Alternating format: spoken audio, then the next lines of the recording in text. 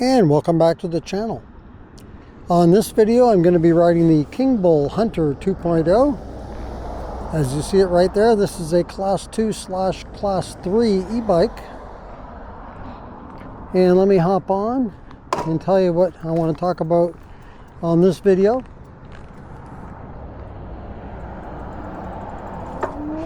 So on this video, and it's been a hot topic lately, I want to talk about e-bike laws one more time.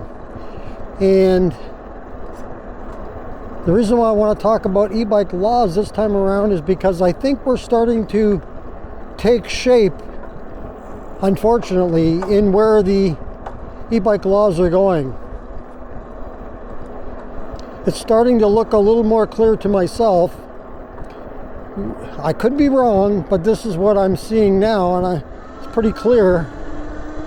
As I bump up my pedal assist level to 3, it's pretty clear what's going on here. It's starting to look now like your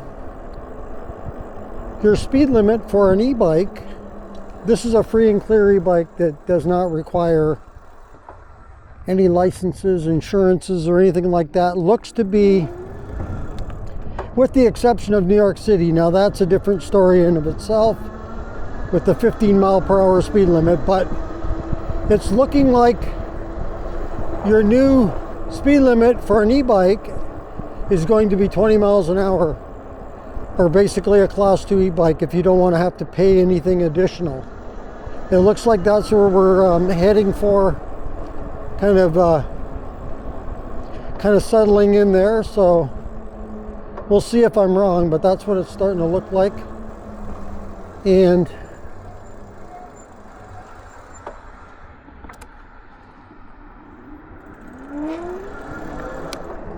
so I think we're going to see a wave of bikes coming in the future that are going to be class 2 and no more class 3s. I could be wrong, but that's the way it's shaping up to be. And so also a motor is going to be a maximum of 750 watts. Unless you want to get into the paying for whether it's a license, registration, insurance, and of course I'm going off of now, the latest one is Florida, but there's some in Chicago too that are into that 20 miles per hour class 2 or needing a license. And here's why I think it's going to be more than just a license. Because basically if it goes beyond 20 miles an hour, 21 miles per hour or more, they're calling it basically a motorized vehicle. And there's one right over there. I'm not sure what he's riding. But anyway, let me get by this intersection and then we'll ramble on some more here.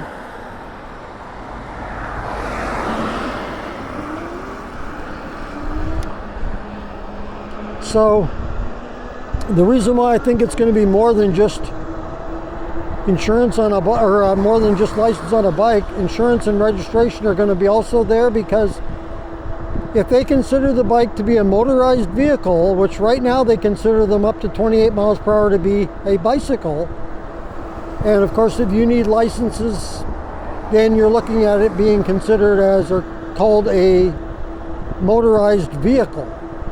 Okay, think about it. Any vehicle that's on the road right now that's motorized, unless they're doing it illegally, are insured.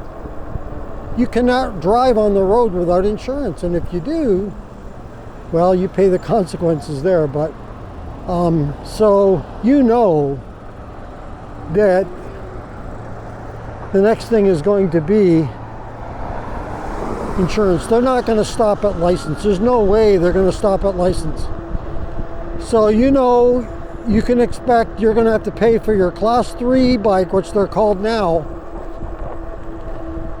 That's going to be now considered a motorized vehicle that will need to be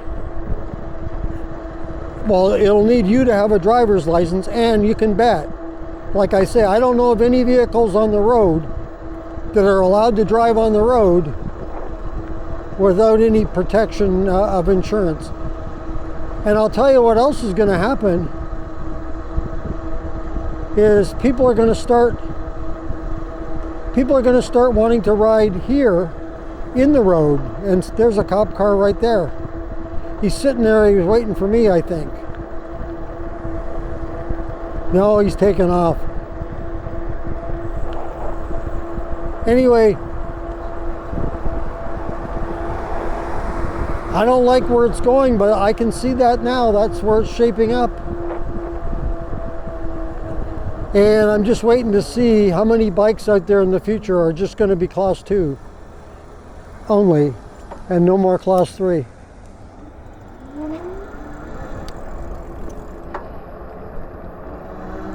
I actually do not have a problem with class 2. I mean, that's all I'm riding right now is up to 20 miles an hour at the moment. But for me, it depends on where you're riding. Obviously, on a trail, you do not need to go above or even at 20 miles an hour. You just can't do it. But on the road, it depends on whether you're on a road that has a bike lane. Now look at how wide the bike lane is here. It's huge. It's as wide as the car lane.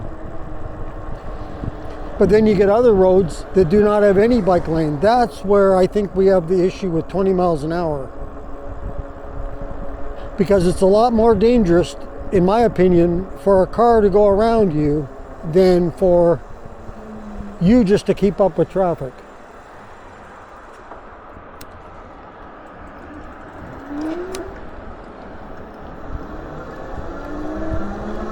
So that's where we're going to have the issue. If you're riding on a road that does not have a bike lane, are you going to ride on the side? Say it's up to 30 miles an hour. That's why in the past I've used that 30 miles per hour as a pretty good barometer of where we should be able to ride up to. Throttle or no throttle, that doesn't make any difference. The bike is still going 30 miles an hour. Because that'll get you on some of these streets that are slower. You know, they're not highway speeds or anything, but they don't have a bike lane, and it would allow you to ride in with the traffic. Because right now, legally, the way it works is if there's no bike lane, you're permitted to be able to ride with traffic, assuming that the speed limit is beyond or up to the capabilities of what the bike is allowed to go. I mean, the capabilities of the bike is a different story altogether. That's another conversation. But yeah, you're supposed to be able to ride in with traffic if, you know, the speed falls to within your class 3 limitations. So basically up to a 30 mile per hour road, you can ride right in with traffic if there's no bike lane.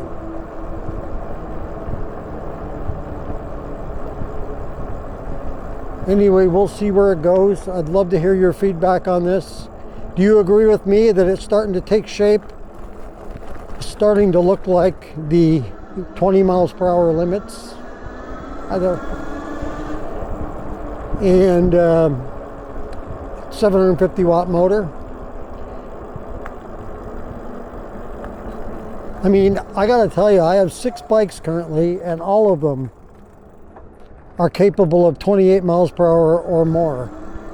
So that means basically all of my bikes would be considered illegal or license, and possibly, I would say more probably, insurance.